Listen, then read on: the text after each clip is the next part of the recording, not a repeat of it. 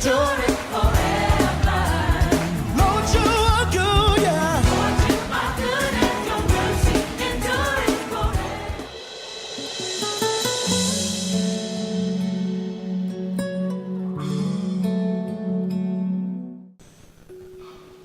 Yo salaka bika mokota kokanina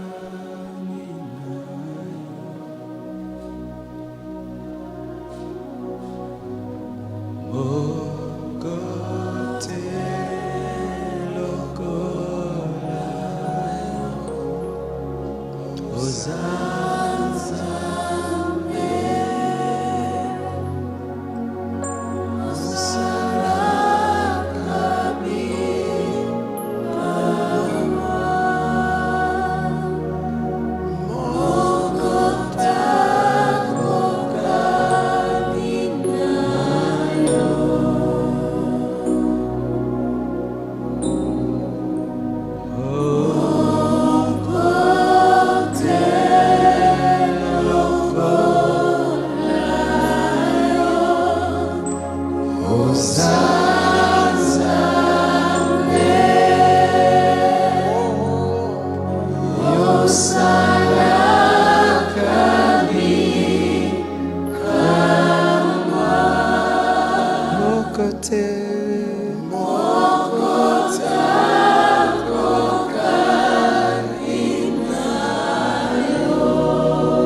Seigneur, Seigneur, tu es Dieu.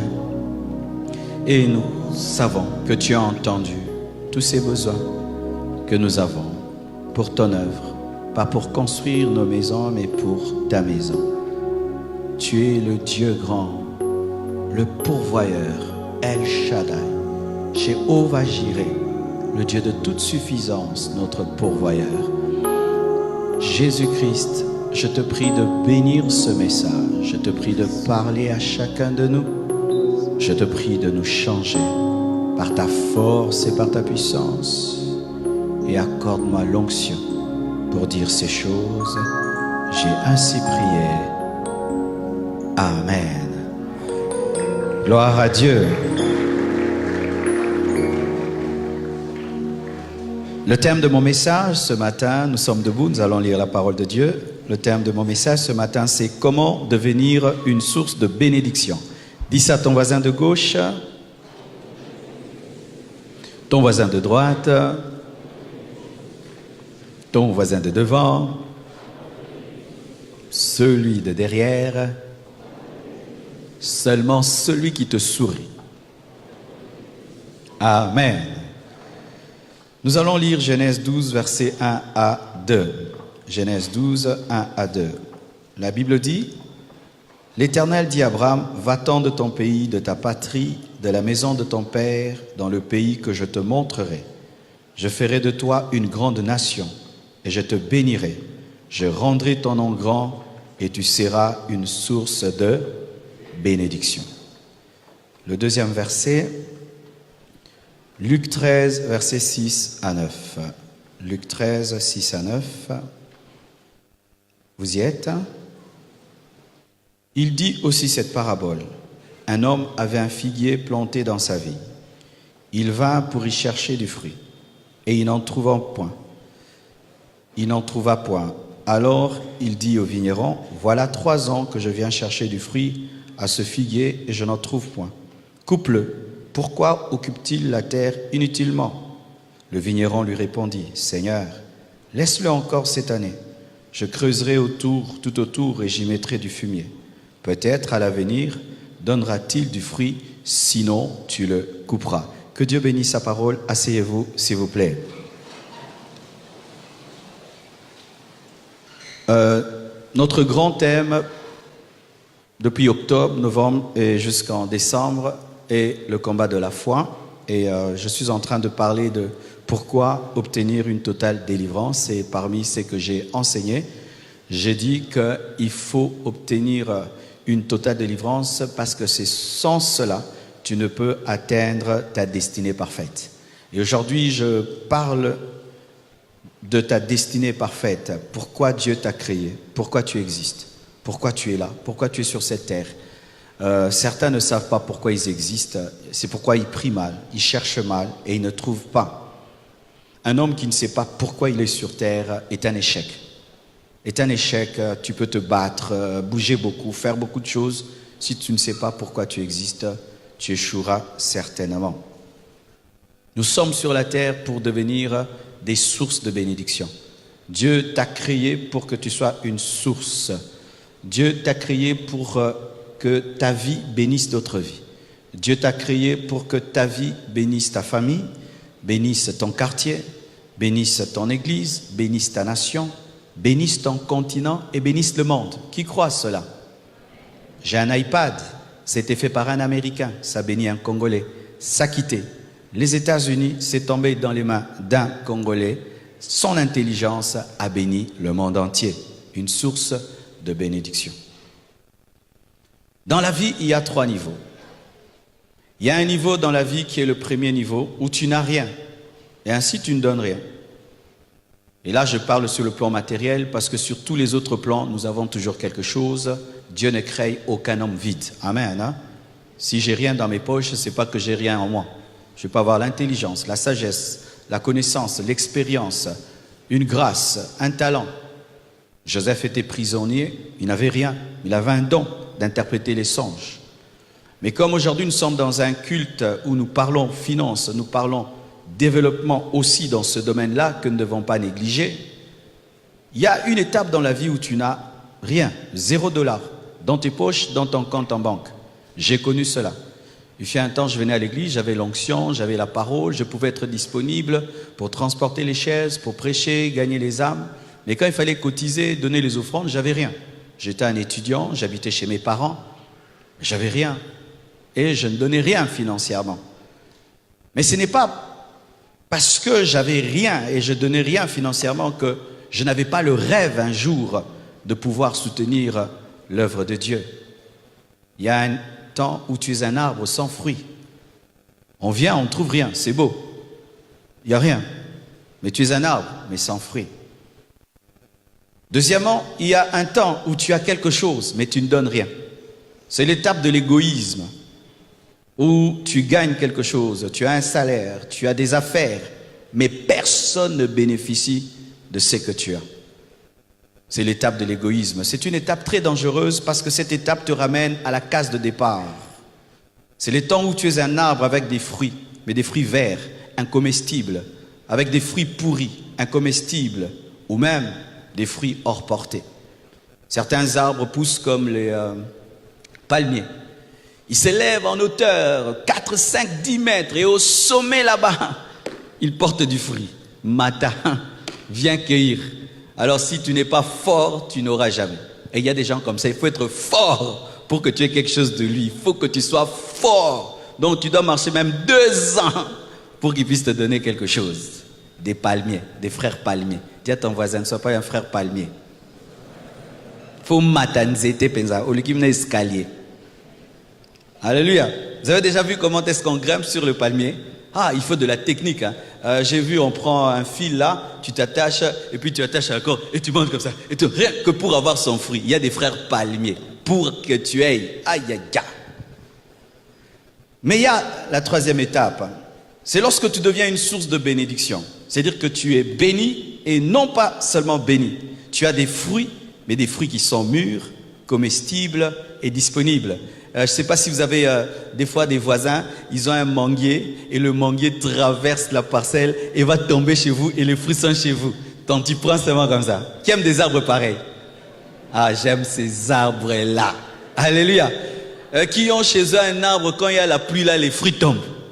Ah, j'aime le manguier qui est chez moi à la maison, donc ça tombe de soi-même. Ah, gloire à Dieu. Donc si je veux une mangue, je n'ai même pas monté sur l'arbre. Quand il y a seulement le vent, tu attends, tu as. Que Dieu te fasse grâce, que tu sois comme le manguier qui est dans ma parcelle. Alléluia. Mais bien aimés frères, c'est ça ta vraie destinée. Devenir une source de bénédiction. J'ai cité Abraham. Tout mon message aujourd'hui ne sera que sur Abraham parce qu'il a reçu vraiment la promesse, pas seulement d'être béni. Dieu ne veut pas te bénir. Il veut que tu sois une source de bénédiction. Comment parvenir à être une source de bénédiction? Je ne serai pas très long. La première chose, la foi. Dites la foi. Tout commence par la foi. La Bible dit dans Hébreux 11, verset 8, c'est par la foi qu'Abraham, lors de sa vocation, obéit et partit pour un lieu qu'il devait recevoir en héritage et qu'il partit sans savoir où il allait. La foi. Est-ce que tu crois que tu peux devenir une source de bénédiction? Qui le croit? Bien-aimés frères et sœurs, jamais tu ne deviendras ce que tu ne crois pas. C'est pourquoi Jésus-Christ posait des questions à un paralytique, veux-tu marcher? Parce que si tu ne crois pas que tu peux marcher, tu ne marcheras pas. Croyez-vous que vous serez grand? Croyez-vous que vous allez impacter? Croyez-vous que vous serez utile dans cette église? Croyez-vous que vous allez être utile dans cette société? Croyez-vous que Dieu peut vous donner l'Afrique, qu'il peut vous donner le monde? Croyez-vous, croyez-vous, croyez-vous?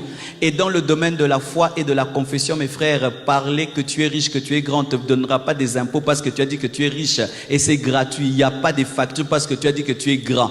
Dites, parlez, parlez, parlez. Amen. Hein? La foi. Si tu ne crois pas que tu seras grand, tu ne le deviendras pas. Tu dois croire. Abraham croyait qu'en quittant une terre qu'il avait maîtrisée, avec un Dieu puissant, il allait maîtriser une terre qu'il ne maîtrise pas. La foi. Dieu peut te dire, quitte le Congo, va en Chine. Et en Chine, tu ne connais personne. Tu ne parles même pas chinois. Mais Dieu te dit, là-bas, tu seras un homme d'affaires. La foi. Tu y vas, tu deviens grand. Tu restes au Congo, tu échoues. La foi. La foi, mes frères et sœurs. Ce n'est pas tout le monde qui réussira à Kinshasa. Certains, vous devez aller en province. J'ai rencontré un pasteur à Kolwezi. Mes frères, Kolwezi, il allait mieux que les pasteurs quinois que je connaissais à Kolwezi. Et aujourd'hui, Kolwezi, d'ailleurs, vient encore de se développer. Amen. Hein? Tu ne vas pas dire que lui, il est dans un village. Il est au lieu de sa destinée. La foi. Est-ce que tu crois que tu seras grand? Mes frères et sœurs, être humble, ce n'est pas manquer de l'ambition. Être humble, ce n'est pas manquer la fierté. Être humble, ce n'est pas manquer la personnalité. Je sens que je dois creuser là. Donne-moi la main, je vais te parler. Vous savez, il y a une fausse humilité qu'on nous enseigne. Hein? C'est moi, je ne suis rien, je ne suis rien. Non, moi je suis quelque chose. Je suis le temple du Saint-Esprit. Je suis un oint de Dieu et j'ai un grand futur.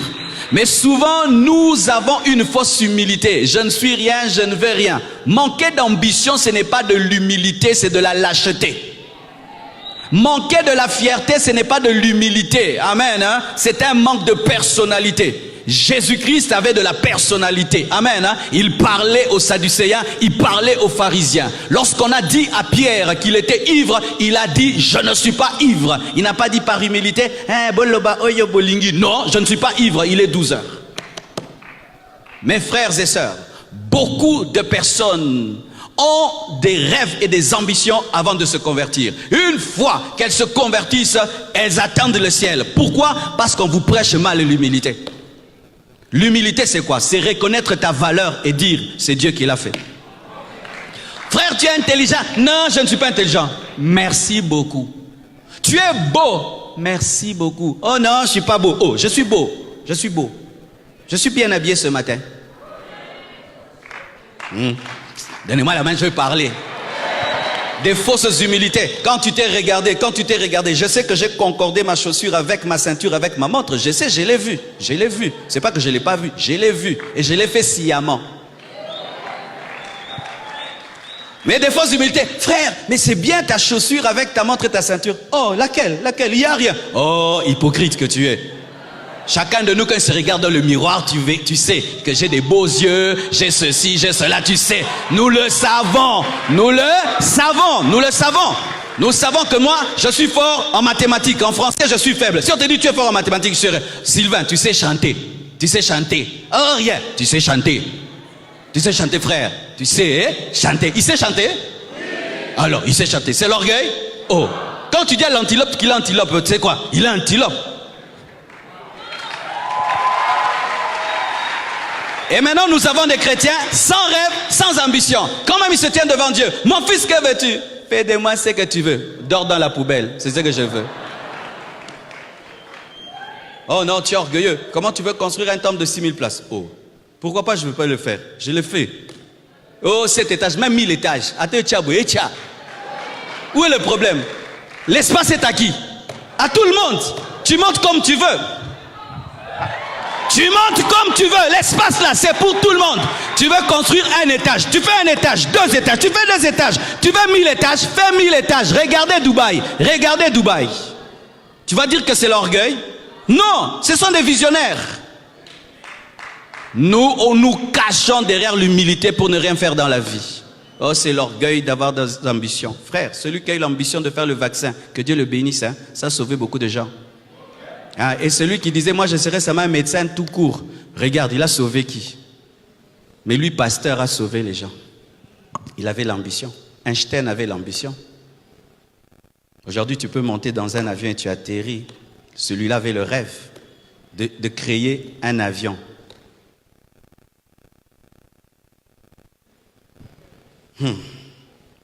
Évoluons. La foi. Deuxième chose, l'alliance. Dites alliance. Abraham est devenu source de bénédiction parce qu'il avait une alliance avec le Dieu Tout-Puissant. Dans Genèse 15, versets 18 à 21, la Bible dit, en ce jour-là, l'Éternel fit alliance avec Abraham et dit, je donne ce pays à ta postérité, depuis le fleuve d'Égypte jusqu'au grand fleuve, au fleuve d'Éphrate. Il fit alliance avec Abraham et il lui promit des choses. Dans l'alliance, il y a 2 choses. Il y a les droits et les devoirs. Tu fais, je fais. C'est un contrat. Et un contrat n'est pas fait que des droits. Il est aussi fait de devoirs. Souvent avec Dieu, nous avons un problème, c'est que nous nous concentrons sur nos droits et nous oublions nos devoirs. C'est vrai, Dieu a promis à Abraham qu'il allait faire de lui une grande nation, qu'il allait lui donner une terre. Mais Abraham ne devait pas adorer des faux dieux. Abraham devait obéir à Dieu. Mais nous, qu'est-ce que nous faisons? Nous continuons à adorer des faux dieux, mais nous réclamons à Dieu d'accomplir ses promesses. Tu vois le problème? Quelle est la part que tu dois réaliser dans le contrat que tu as avec Dieu? Aucun homme sur cette terre ne peut devenir grand sans une alliance, soit avec Dieu, soit avec Satan. Et quand tu fais une alliance avec le diable, tu dois accomplir les clauses de l'alliance, mais aussi avec Dieu. Le problème, c'est que les chrétiens sont négligents dans leur alliance avec l'Éternel et ils pensent que Dieu accomplira sa part. Le Seigneur t'a dit que tu serais un grand homme. Oui, c'est sa part du contrat. Mais ta part, tu dois être humble. Alléluia. Maintenant, toi, tu développes l'orgueil, mais tu veux que Dieu fasse de toi un grand homme. Non, Dieu ne va pas accomplir sa part. Parce que dans les clauses, il y a ce que Dieu doit faire et ce que tu dois faire. Mes frères et sœurs, même dans la nouvelle alliance, nous avons des devoirs. J'aime des choses dans le Nouveau Testament. Le grand Paul, l'enseignant de la grâce, il dit, je traite durement mon corps. Ah, dans le Nouveau Testament, tu dois aussi traiter durement. Oui, il doit traiter durement son corps. Mais souvent, qu'est-ce qui arrive? Au nom de l'alliance, nous disons à Dieu, Dieu fait tout. Moi, je vais dormir et je vais me réveiller. Dieu accomplit sa part. Bien-aimés, ce matin, 2 choses sont en train de vous bénir. Dieu et un homme, vrai ou faux? Si je dis Dieu, tu m'as appelé, c'est toi qui fais tout. Prêche à ton peuple, nous avons adoré, tu es présent. Alléluia, prêche, alléluia Jésus.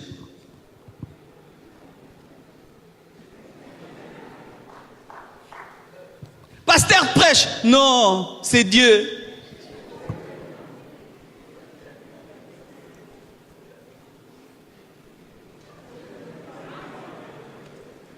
Tu as entendu quelque chose? Mais quand Marcelo tient le micro, Dieu commence à parler. Dieu commence à parler. Pourquoi? Dans la nouvelle alliance, nous sommes co-travailleurs, co-ouvriers avec Dieu. Tu travailles, Dieu travaille. Tu travailles, Dieu travaille.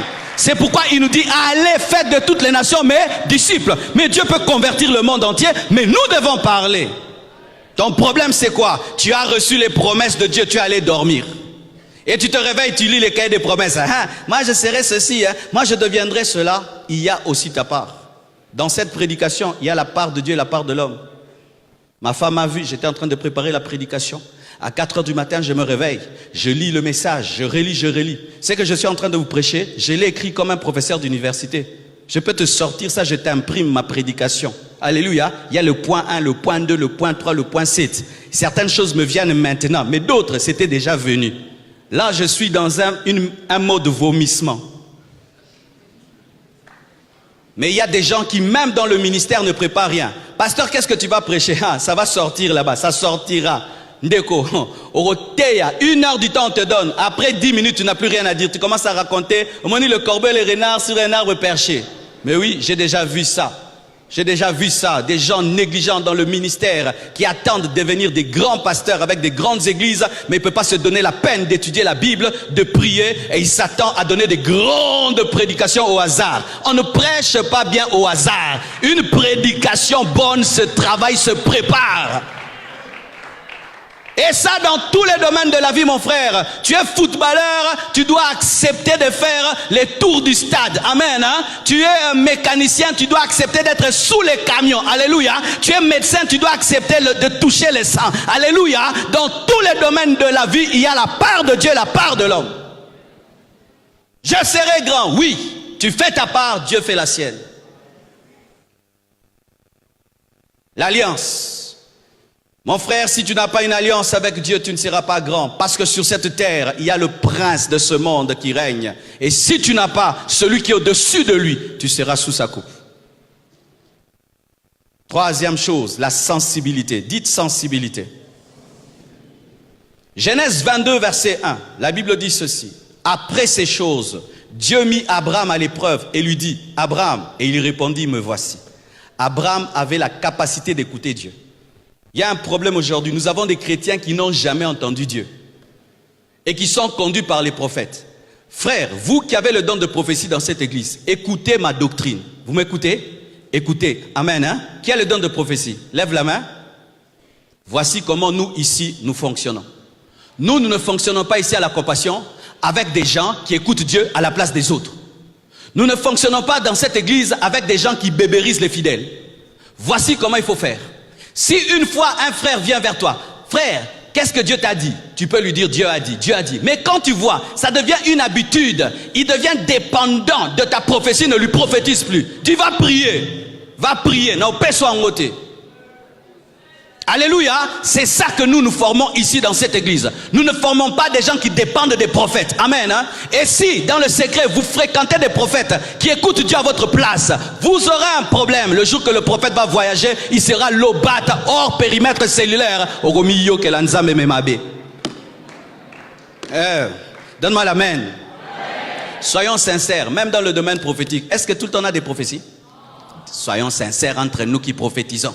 Des fois, je ne vois rien, je n'entends rien. Mais Dieu peut te parler tout le temps. Abraham pouvait écouter Dieu et obéir à Dieu. Mon frère, si tu ne sais pas écouter Dieu, comment tu seras une source de bénédiction? Parce qu'il faut entendre la voix de Dieu qui te dit quitte Ur de Chaldée pour aller en Canaan. Mais toi, tu n'entends pas Dieu. Quand vous priez, mes frères, ne priez pas en parlant tout le temps. Des fois, arrêtez-vous de parler, restez calme pour qu'il vous parle. Soyez sensibles aux songes. Certains vous oubliez les songes. Écrivez les songes si vous les oubliez facilement. Croyez que Dieu peut vous parler par une voix audible, par une voix intérieure. Mais apprenez à écouter Dieu. Aujourd'hui, ma vie a changé. Rien qu'à cause d'une chose. J'ai entendu une voix qui m'a dit, quitte Lemba, viens à Limete. J'ai quitté Lemba, je suis venu à Limete. Une église de 600 personnes est devenue une église de 6500 personnes parce que j'ai écouté Dieu. Mais toi, Dieu te dit, mon fils, la mathématique, ce n'est pas pour toi. C'est ton père qui est mathématicien. Toi, tu es basketteur. Namoulaye bele wana okekaka mathématique. Ndeko. Donne-moi l'amen. Tout le monde commence à aller en Angola. Toi aussi, tu vas en Angola. Mais Dieu ne t'a pas appelé à aller en Angola. Mais écoute, l'esprit va te dire, reste à Kinshasa. Vends ceci, investis cela. Et Dieu te bénira. La sensibilité. Donne-moi la main, je vais te parler. Celui qui n'écoute pas Dieu est un aveugle et un sourd. Et voici comment les aveugles marchent. Ils marchent en tâtonnant. Il ne voit rien. Et il est sourd et il est muet. Et il ne voit rien. Et il cogne ici. Et la chair, il vient. Et les trous. Ah, il passe. Il a pris combien de temps? Mais celui qui voit directement, il va. Mais lui, il va d'abord aller ici, là. Ce sont les personnes dirigées par les temps et par les circonstances. Si pour que Dieu te dirige, il doit utiliser les temps et les circonstances, tu es un aveugle et tu es un sourd. Et voici maintenant ce qui va t'arriver. Tu vas aller en Angola. Là-bas, on va te taper. Quand on va te taper, on t'arrête. On veut te tuer. Tu fouilles à Kinshasa. Mais tu reviens avec un repassage. Bah, repassage que Moukongo na prison. Et la Biki. Mon Biki, moi, j'ai combien d'années? 10 ans en retard.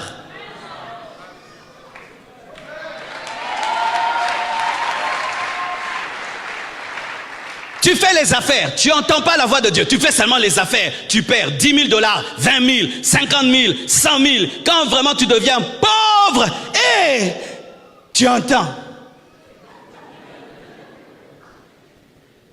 Mais si tu peux écouter Dieu au fond de ton cœur, pourquoi tu as arrêté ces affaires? Je n'ai plus la conviction. Seulement la conviction, oui, parce que ces affaires, je les ai commencées avec la conviction, je les arrête aussi avec la conviction. Quand seulement tu sors des affaires, tu attends que cette marchandise-là n'a plus de valeur au Biki. Mais si tu n'écoutes pas Dieu, tu vas t'entêter alors que c'est fini. Soyez sensibles, apprenez à écouter Dieu par vous-même. Et les scientifiques ont démontré ceci, que si tu prends un enfant normal, qui naît normalement, tu le mets dans une maison, tu te rassures seulement de le nourrir.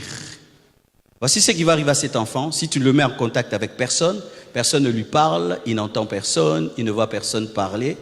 Cet enfant deviendra sourd et muet, sans être sourd et muet, parce que les sens physiques ont besoin d'être exercés. Alors le fait que ses oreilles n'entendent pas des paroles, sa bouche ne sait pas parler. Il deviendra muet, il deviendra sourd. Mais il n'est pas sourd, mais il le devient parce que les sens ne sont pas exercés. Et lorsque spirituellement, tu ne t'exerces pas à écouter Dieu toi-même, et tu laisses les autres l'écouter à ta place, tu deviendras un sourd spirituel, un aveugle spirituel, un muet spirituel. Des fois, il faut dire au prophète, pour ça, j'aimerais que Dieu me parle à moi-même. Si Dieu ne me le dit pas, je ne le fais pas. Et quand tu fais ça, Dieu te parlera. Dieu te parlera. Sur 10 révélations que tu as, 9 viennent des prophètes et une seule est ta révélation. Mais tu es en danger, tu es en danger. Imagine ça. Tu vas te marier par prophétie, tu vas travailler par prophétie, tu vas voyager par prophétie, les prophéties des autres. Mais tu es en danger. Quatrièmement, l'obéissance. Genèse 22, verset 2, jusqu'au verset 4 et même en bas. La Bible dit ceci. Dieu dit, prends ton fils, ton unique, celui que tu aimes, Isaac, va-t'en du pays de Morija, et là, offre-le en holocauste sur l'une des montagnes que je te dirai. Abraham se leva de bon matin, sella son âne, et prit avec lui 2 serviteurs et son fils Isaac. Il fendit du bois pour l'holocauste. L'enfant me bénit terriblement. Il fendit du bois pour l'holocauste et partit pour aller au lieu que Dieu lui avait donné. C'est bien d'être sensible, mais c'est mieux d'obéir. Il y a des gens qui sont sensibles, ils entendent Dieu clairement, mais ils ne font jamais. Ils connaissent la volonté de Dieu, mais ils n'obéissent jamais. Il est là, ça fait 5 ans qu'il connaît la volonté de Dieu, mais toute sa vie ne fait que se battre avec la volonté de Dieu. Tu ne deviendras jamais une source de bénédiction. Abraham avait la capacité d'entendre la voix de Dieu, mais pas seulement la capacité d'entendre, la capacité d'obéir. Et Dieu lui demande quoi? De tuer Isaac, et il obéit. Et il appelle ça adorer. Tu sais ce que Dieu attend de toi. Est-ce que tu le fais? Et le temps que tu prends et tu tardes dans l'obéissance fait retarder ta destinée. Quand vous lisez la Bible, vous allez remarquer que Dieu parle à Abraham et il obéit le matin. Dites le matin. N'obéis pas le soir quand Dieu t'a parlé la nuit. Obéis le matin. Même dans les affaires, mes frères. Certains ont réussi dans les affaires seulement parce qu'ils avaient la prééminence. Ils avaient la première information. Ils ont commencé avant les autres. Les premières personnes qui ont commencé à utiliser ces voitures catch, qu'on appelle catch, comme taxi, ont eu beaucoup d'argent. Mais quand tout le monde a découvert et tout le monde maintenant est dedans, ces personnes n'ont pas autant d'argent. Il faut agir le matin parce que le soir, tout le monde a l'information. Des fois dans le business, c'est seulement, tu dois profiter du temps où toi tu as découvert cette marchandise-là que les autres n'ont pas découvert. Une fois tu tardes l'année prochaine, c'est tout le monde qui découvre. Des fois, tu peux découvrir un endroit où les choses sont moins chères et tu dois vite y aller. Une fois que tu tardes, après 2 ans, c'est tout le monde qui découvre et tu n'as plus le monopole. N'obéissez pas le soir lorsque Dieu a parlé la nuit. Obéissez le matin. Amen. Hein? Apprenez à obéir à temps. Le temps que vous passez vous fait passer à côté de votre destinée. Et sachez, lorsque tu as épousé Sarah, tu dois te réveiller le matin pour prendre Isaac, parce que si elle te voit à midi pendant que tu prends Isaac, elle va dire ok, na moi na wapi. Isaac, on le prend le matin pendant que Sarah dort. Mais toi, tu veux prendre Isaac pendant que Sarah te voit. Vous allez discuter et il va te remplir de compassion, tu vas changer d'avis. Pendant que Sarah dort, prends Isaac le matin. Dites le matin. Les grands hommes agissent le matin. Ça, c'est un principe. Tu veux connaître les grands hommes, va seulement le matin. Qui est réveillé? La plupart des hommes qui influencent la terre se réveillent le matin. Et ça dans toutes les disciplines, pas seulement le spirituel, dans tous les domaines, les sportifs, les politiciens, les professeurs, les pasteurs, et tout, et tout, et tout. Les hommes qui influencent la terre, ils se réveillent souvent avant les autres. Ils aiment avoir des moments où personne ne les dérange. Et c'est quand? Le matin. Le matin. Même dans le domaine du ministère, tu te réveilles à 12h, à 12h, à 12h tous les jours, tu n'auras pas un grand ministère. Tu dois te réveiller lorsque tout le monde dort pour être seul avec Dieu. Jésus se réveille avant tout le monde pour influencer. Alléluia. Tu te réveilles à quelle heure? Tu obéis à quelle heure? Certains, ça fait 4 ans que Dieu vous a dit ça. J'aimerais même le témoigner. C'est vrai que nous sommes arrivés à Limete ici il y a 9 ans. Mais je savais qu'il fallait venir plus tôt. Oui. On me disait ça et Dieu me le disait, va là-bas. Mais je disais, mais comment j'irai à Limete? Moi j'ai grandi à Lemba, j'ai grandi à Lemba. Déjà l'église est grande. Faites très attention. Ce qui est bien est l'ennemi de ce qui est meilleur. Oui, parce qu'une église de 600 membres, quand même, c'est une grande église. Mais c'est une petite église par rapport à une église de 20 000 membres. Parce que cette compassion deviendrait même 20 000, 30 000, 40 000. Mais ton problème c'est quoi? C'est que tu t'attaches à ce qui est bien alors que le plan de Dieu c'est ce qui est mieux. Je vais te choquer. Vous savez qu'Abraham était déjà riche en Ur de Chaldée? Oui. Abraham, quand il a quitté Ur de Chaldée, il avait des troupeaux. Donc il était déjà riche en Ur de Chaldée, mais il n'avait pas Christ. Il avait des brebis et des bœufs. Quand Abraham a quitté Ur de Chaldée, il avait des bœufs. Il les avait déjà lorsqu'il adorait des faux dieux. Mais il n'avait pas Isaac qui devait engendrer Christ. Alors si tu te contentes de ce que tu as, tu ne verras pas ce que tu peux avoir. C'est pourquoi beaucoup de gens restent dans la moyenne alors qu'ils peuvent être excellents.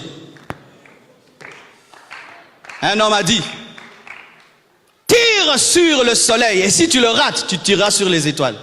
Mais si tu tires sur les étoiles, tu tireras sur rien.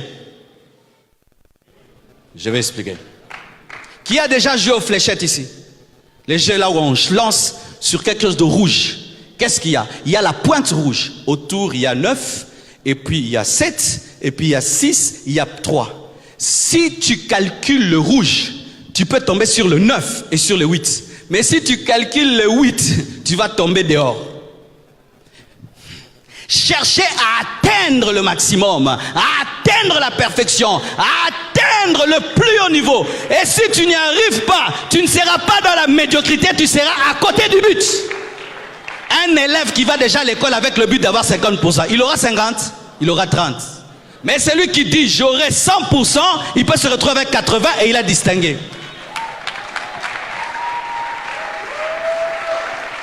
Refusez la culture de la moyenne. Refusez la culture de la moyenne. Je dis, refusez la culture de la moyenne. Car tu peux être Abraham avec des bœufs et des brebis, mais tu es en Ur de Chaldée. Ah, est-ce que je peux parler? Mais il y a certains ici, n'est-ce pas, qui ont eu de l'argent avant de se convertir. Vrai ou faux? Mais oui, il y a des païens qui sont venus, qui ont cru en Jésus, mais il avait l'argent. Il avait des maisons et des biens. Mais ces biens-là n'ont pas Christ. Il n'y a pas Isaac.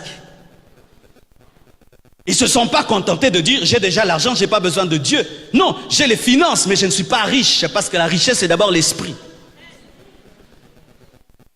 Visez des hautes choses. Visez toujours des grandes choses. Faites toujours les choses très très bien. Amen. Hein? De sorte que même si tu as raté, tu dis, ah, j'avais fait de mon mieux. Amen. Hein? Oh, et si marité, nasalaki makasi nyonso mutakoki ko sala pour simba. So simité donc il fallait pas qu'il simba. Po nga penza na nga na kufa. Amen. L'obéissance. Obéis. Ne dis pas seulement Dieu m'a parlé. Ne te glorifie pas de toutes les révélations que tu as. Ne te glorifie pas de toutes les fois que Dieu t'a parlé. Est-ce que tu obéis? Cinquièmement, un cœur d'adorateur. Genèse 22, verset 5, la Bible dit, et Abraham dit à ses serviteurs, restez ici avec l'âne. Moi et le jeune homme, nous irons jusque-là pour adorer. Qu'est-ce qu'il appelle adoration? Offrir son fils. Il appelle ça adorer Dieu. Non, c'est tuer. Il devait dire, je vais à la montagne tuer mon fils. Il dit non, nous allons adorer. Malgré que Dieu lui demande quelque chose de difficile, il continuait à aimer Dieu parce qu'il avait un cœur d'adorateur.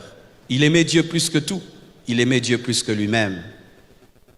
Comment tu peux devenir une source de bénédiction lorsque tu es un adorateur? Lorsque Dieu regarde en toi, il n'y a pas d'idole.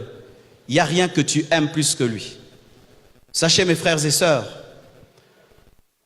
les hommes qui ont comme Dieu eux-mêmes ne deviennent pas des sources de bénédiction parce que lorsqu'ils deviennent des sources de bénédiction, elles commencent à faire des chantages aux autres. Je t'ai fait ça, je t'ai fait ça, je t'ai fait ça. Lorsque tu fais du bien aux gens par amour, tu ne le chantes pas. Amen. Tu ne le chantes pas. Mes frères et sœurs, est-ce que je peux chanter à mon fils ce que je fais pour lui? Oh, oracle, je te nourris. Oracle, je t'habille. Oh, mais tu ne peux que me nourrir et m'habiller. Amen. Hein? Mais il y a des parents qui chantent ça à leurs enfants. Je vous habille, je vous nourris. Eh, ngatinda kiyo zwazem.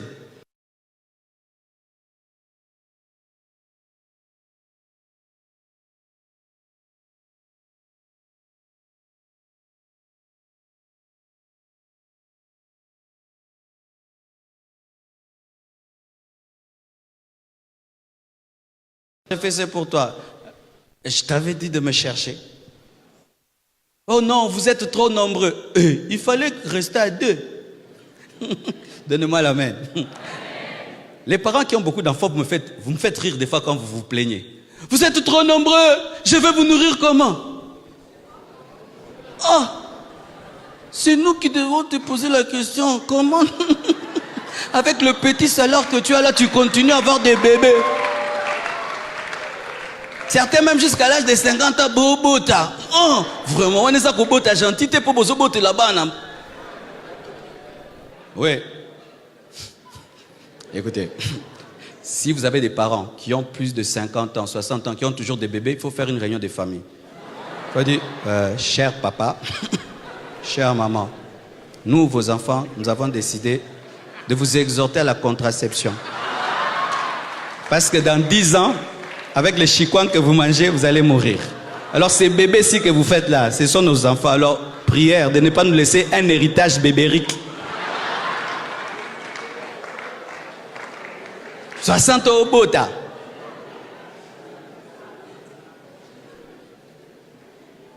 Moi, j'ai clôturé déjà, vous savez. Ouais, j'ai clôturé.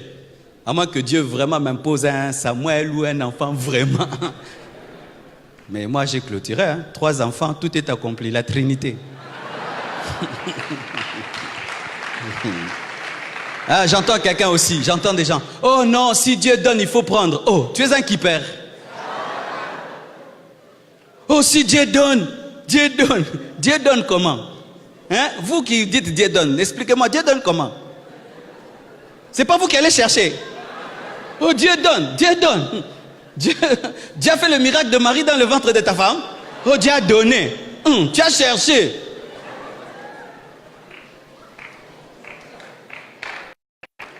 Oh, Dieu a donné. Dieu a donné. Dieu a donné. Dieu a donné. Tu as cherché. Non, les chrétiens, il faut toujours avoir des enfants. Peut-être celui-ci serait évangéliste, l'autre apôtre, l'autre diacre. Donc toi, tu vas voir les 5 ministères dans ta maison. Peut-être le sera président. Vraiment. Je crois en la contraception. Mais en la bonne contraception. Laquelle? Il y a une contraception qui est mauvaise.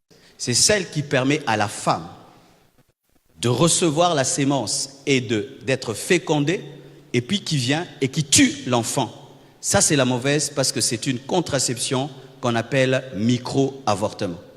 Mais la contraception qui empêche la fécondation, la rencontre entre la sémence de l'homme et la femme, c'est là, il n'y a pas de problème. Pourquoi? Dieu nous a donné l'intelligence aussi pour freiner le fleuve Congo. C'est Dieu qui a créé le fleuve Congo. Mais quand on met le barrage, on pêche. On a pêché. Oh, Nzambe ba korrijakete, ça va. L'électricité que nous avons ici, c'est parce qu'on a corrigé le fleuve Congo. Il venait, on a mis un barrage et puis ça nous a donné l'électricité. Et Dieu dit, vous êtes intelligent. Pareil aussi, à la puissance sexuelle, c'est comme un fleuve. Tu mets aussi un barrage.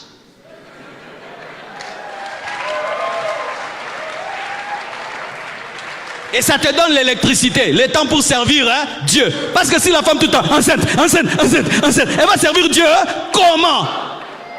Barrage, électricité. Give me amen.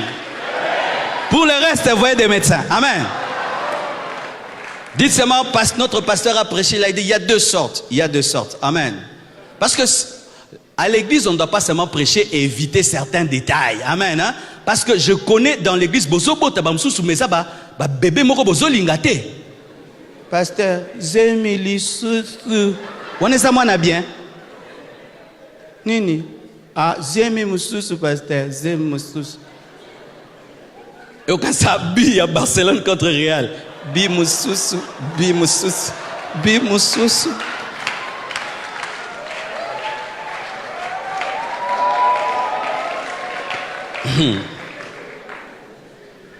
Évoluant. Sixième, l'amour du prochain. Dites l'amour du prochain. Si tu veux devenir une source de bénédiction, tu dois aimer les hommes. Regarde ton voisin, dis-lui je t'aime. Mais à ma femme, dis dans les Seigneurs. Je dois aimer l'homme pour que Dieu me bénisse pour l'homme. Il y a des gens qui cherchent à être bénis, mais pour qui? Pour eux-mêmes. Dieu ne bénit pas des égoïstes. Tu dois aimer l'homme pour que Dieu fasse de toi une source de bénédiction. Tu es une source de bénédiction pour l'homme. C'est dire un jour Dieu voudra aider quelqu'un, mais il passe par toi. C'est être une source de bénédiction. Amen. Dieu veut changer la vie de Sylvain, il passe par moi. Je fais la DNC. Le frère Sylvain, un grand musicien, il chante ailleurs, mais il est grand. Parce que ce n'est pas ici qu'il a appris à chanter. Il chantait déjà bien.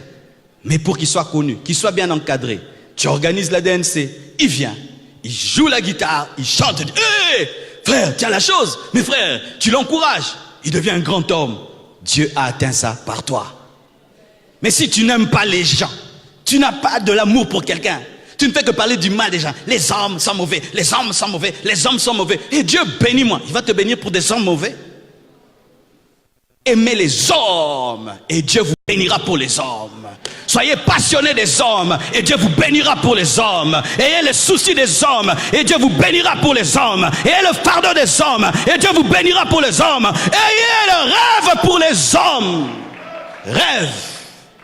Je regarde Marco, je rêve.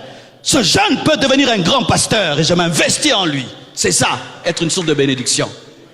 T'as vu seulement quand tu pries, moi. Non! Non. Il a été démontré que les hommes les plus riches du monde, ce sont les hommes qui font devenir les autres.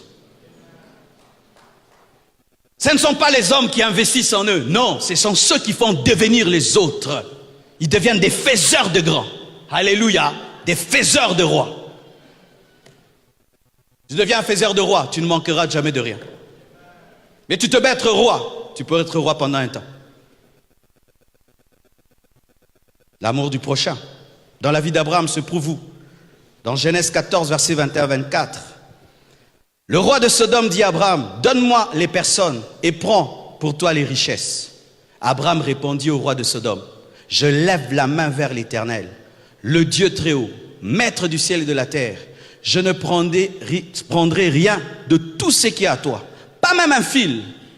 Là, c'est l'orgueil. C'est la personnalité. Alléluia. Il est orgueilleux. Mais si moi je te dis, je ne prendrai rien de toi, même pas un fil. Moni ba lolendo, moni ba lolendo. Personnalité. Aboinae. Raison. Écoutez encore la raison. Tu vas dire que c'est un orgueil. Je ne prendrai même pas un fil, ni un cordon de soulier, afin que tu ne dises pas, j'ai enrichi Abraham. Ça, c'est pas l'orgueil. Non, c'est la personnalité, il a une vision. Rien pour moi, il dit, seulement, c'est comme mangeaient les jeunes gens. Et la part des hommes qui ont marché avec moi, ne me donne rien. Donne à Aner, donne à Escol, donne à Mamré. Qu'ils prennent leur part. Moi, je veux les hommes. Il est allé se battre pour qui? Pour Lot. Lot qui est qui? C'est son neveu qui a suivi Abraham dans la vision et qui a pris le meilleur parce que quand il devait se séparer, il a choisi la bonne terre. Et Abraham a été béni par la présence de Dieu, mais n'est jamais devenu rancunier. Il est allé se battre pour Lot et il a sauvé Lot. L'amour du prochain. Septièmement, le détachement des biens. Il a refusé les richesses de Sodome pour se contenter de prendre ce qui est à son armée. Mon frère, les gens qui aiment l'argent n'ont pas l'argent. Et si tu as l'argent et tu aimes l'argent, l'argent te détruira. Mais ceux qui se servent de l'argent ont toujours l'argent parce que l'argent est un esclave dans leurs mains. Il a un détachement par rapport aux biens. On lui dit, entre les hommes et l'argent, qu'est-ce que tu veux? Il dit, je veux les hommes. Prenez les biens. Mais je vais te donner des biens. Il dit, non, je n'ai pas besoin de l'argent de Sodome. Je n'ai pas besoin de l'argent du diable. Dites, je n'ai pas besoin de l'argent du diable. Je n'ai pas besoin de l'argent de Sodome. Alléluia. Pour que tu refuses des pactes avec Sodome, des pactes avec Satan, tu dois avoir un désintéressement face à l'argent. Avant de faire un pacte avec le diable, on est d'abord cupide. Amen. Hein? La cupidité précède le pacte avec le diable. Tu vois ton ami qui est devenu magicien, occultiste, vérifie bien dans votre enfance, il aimait beaucoup l'argent. Quand il était à l'université, il parlait de l'argent. Pourquoi tu étudies? Pas pour aider le pays. Je vais être riche, je vais être riche, je vais être riche, je vais l'argent, je vais l'argent. Le jour qu'on lui a proposé l'occultisme pour devenir ministre, il a accepté. Mais celui qui avait le rêve des hommes et des hommes, cet homme résiste. Les francs-maçons ont écrit à ce pasteur qui est devenu prix Nobel, c'est sur Internet. Ils ont dit, tu n'es pas franc-maçon, mais nous reconnaissons ce que tu fais. Mais ils reconnaissent qu'il n'est pas franc-maçon. Mais au niveau où il est arrivé, c'est quand on devient franc-maçon, n'est-ce pas? Mais il refuse, pourquoi? Il préfère Dieu que la gloire. Dites Amen. Il est possible de faire des grandes choses sur cette terre sans être un franc-maçon. Je dis, il est possible de faire des grandes choses sur cette terre sans l'argent de Sodome. Donne-moi les hommes, prends ton argent Sodome, mais Dieu me donnera l'argent. Pour terminer, si je ne le dis pas, ce n'est pas un culte d'équilibre. Nous sommes dans un culte d'équilibre. Dites le travail. Regarde bien le Congolais qui est à côté de toi, dis-lui le travail.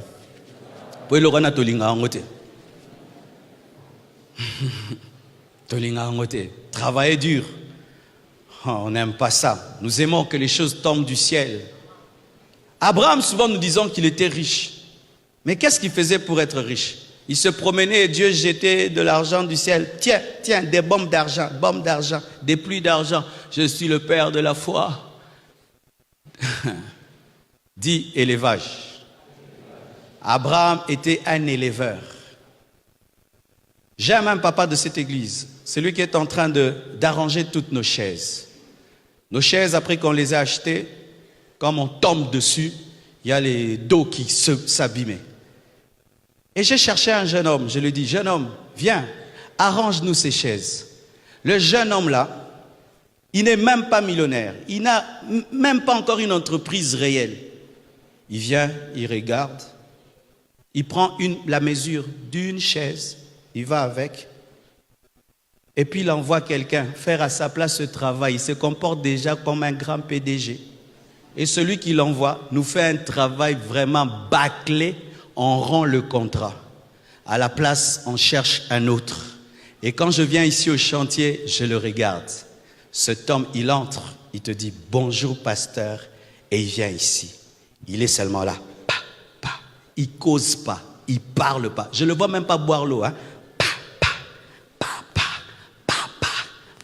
8 heures, 12 heures, 14 heures. Si vous êtes bien assis là et des chaises avec bien, c'est un papa ici de cette église. Il parle pas. J'ai dit, il est chinois ou congolais? Congolais. Mais si c'était congolais, Neni, Akatinan. Au monde Kango, danger. Papa. Quand je les regarde, vous savez quoi? J'ai des projets pour lui. Je dis, un homme comme ça, tu lui confies une chose si simple, il a fait bien. Si je veux faire ça, lui il peut faire ça. Lui, il est en train de faire, il pense que personne ne le voit. Mais on le voit. Et des projets naissent dans les cœurs pour lui. Mais aussi quand on te donne un travail, tu le fais mal, des projets aussi naissent. À l'envers. Tout le monde a un yoso, nga surtout, na le monaka. Même si longola oyo des semaines ezarawana na kangi. Je n'ai pas l'hôtel na chao. Na kwea. Je préfère prendre un païen qui va le faire que toi un chrétien qui parle la langue. Va parler la langue à l'église.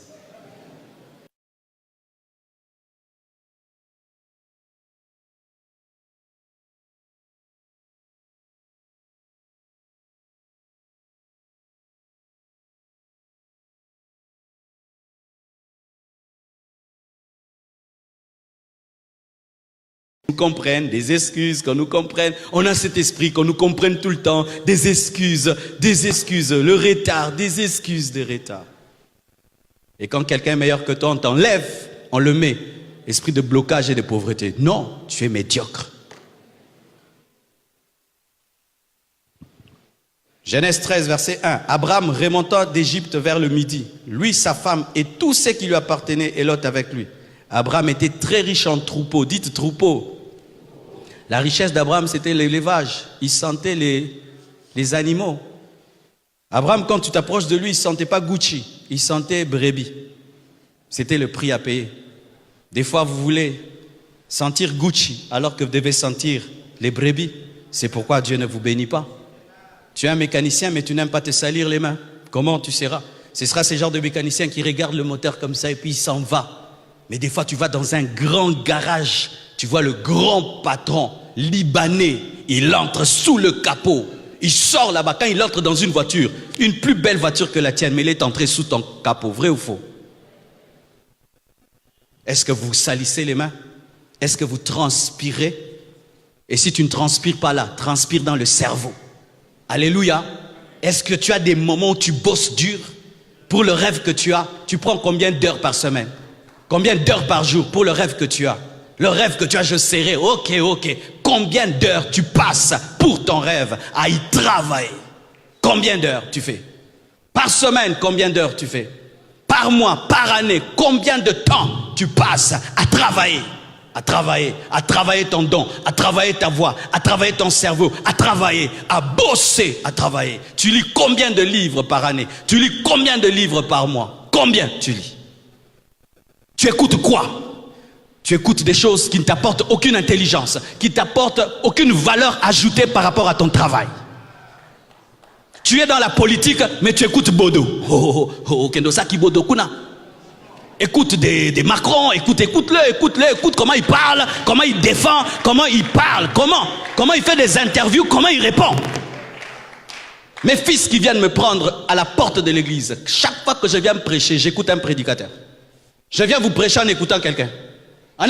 Je suis venu en prêchant, en écoutant qui Bismarck. Il était invité prêcher où?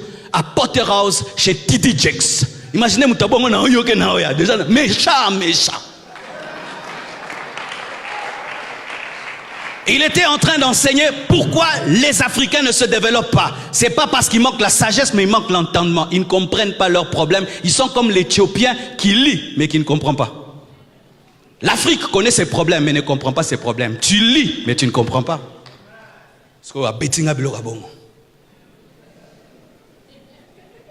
Demandez à mon épouse tout le temps, je suis en train d'écouter. J'écoute tout le temps. Pourquoi? Parce que je parle beaucoup. Quelqu'un qui parle beaucoup, qui n'écoute pas beaucoup, parlera mal. Tout le temps j'écoute. J'écoute. Tout le temps j'écoute. Pourquoi? Je sais que je ne connais pas tout.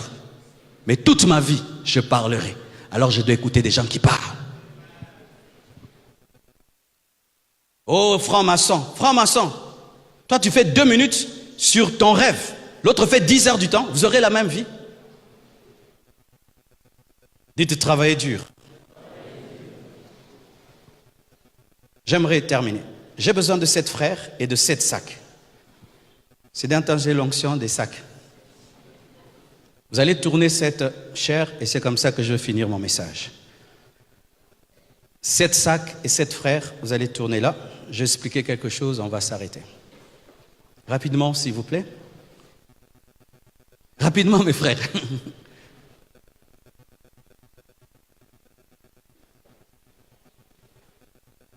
Ok. Non, non, ça reste. Oui, vous là. Là. Chacun dans la vie vient avec quelque chose, parce que Dieu ne crée aucun homme vide. Nous avons toujours quelque chose, un potentiel, une capacité, quelque chose, un talent, une relation, un nom, quelque chose. Nous avons toujours quelque chose. Devant la chair.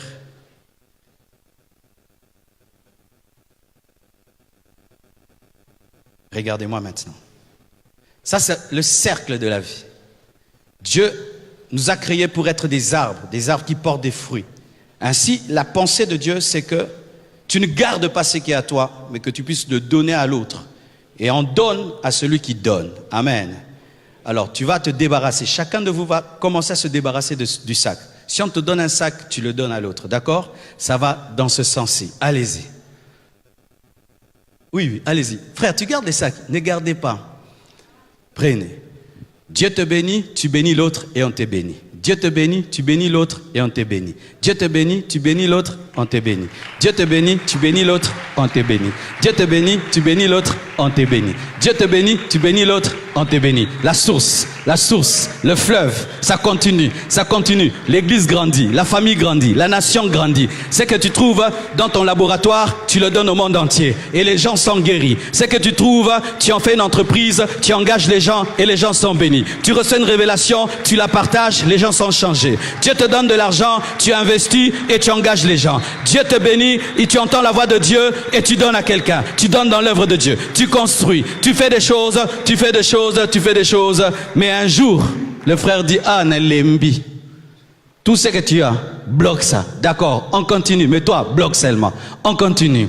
Ce que tu as, tu donnes, mais lui bloque. Ce que tu as, tu donnes, mais lui bloque. Ce que tu as, tu donnes, et lui bloque. Ma beau repasser. Ce que tu as, tu donnes, mais lui bloque. Ce que tu as, tu donnes, et lui bloque. Ce que tu as, et lui a tout bloqué. Il a créé un embouteillage spirituel. Quand il y a l'embouteillage, qu'est fait le roulage? Il cherche la voiture qui est en panne. N'est-ce pas? Et il trouve une voiture en panne qui ne roule pas. Qu'est-ce qu'on dit? Longo naba? Longo lio naba la balle. Mais tu n'iras pas avec les sacs. Ce sont les autres. Donne ça. Toi, tu quittes. Tu deviens pauvre. Tu rentres à la case de départ dont je vous ai parlé. Et la roue continue. Et la roue continue. Lui, maintenant, il commence à raconter. Quand j'étais, quand j'ai fui, quand on était, nous fûmes, tu conjugues tout au passé. Pourquoi? Un mauvais cœur. Tu n'as pas la sorcellerie, tu as un mauvais cœur. Je dis que tu n'as pas la sorcellerie, tu as un mauvais cœur. Oh, l'esprit de blocage. Non, tu as un mauvais cœur. Et voyez. Et si, par hasard, tous tombaient dans la maladie du frère et que moi, je gardais l'esprit de partage, tous ces sacs seront ici, n'est-ce pas? Et tous vont quitter le terrain, n'est-ce pas? Et maintenant, quand tout ça sera à moi, qu'est-ce qu'ils vont dire? La jalousie va commencer. Les combats inutiles vont commencer. Mon frère, ma soeur, ce n'est pas parce que tu tues Abel que tu deviens Abel. Et ce n'est pas parce que tu envies Abel que tu prendras la place d'Abel. Lorsque quelqu'un est en train d'avoir des résultats là où tu as échoué, tu dois vérifier quel était son cœur pour qu'il ait cela.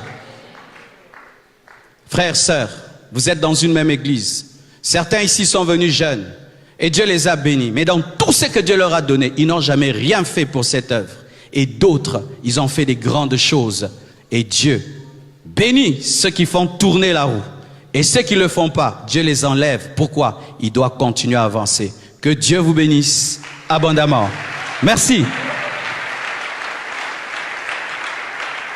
Nous sommes debout, nous prions, nous rendons grâce à Dieu pour le message de ce matin et demande à Dieu qu'il fasse de toi une source de bénédiction. Prions au nom de Jésus-Christ de Nazareth.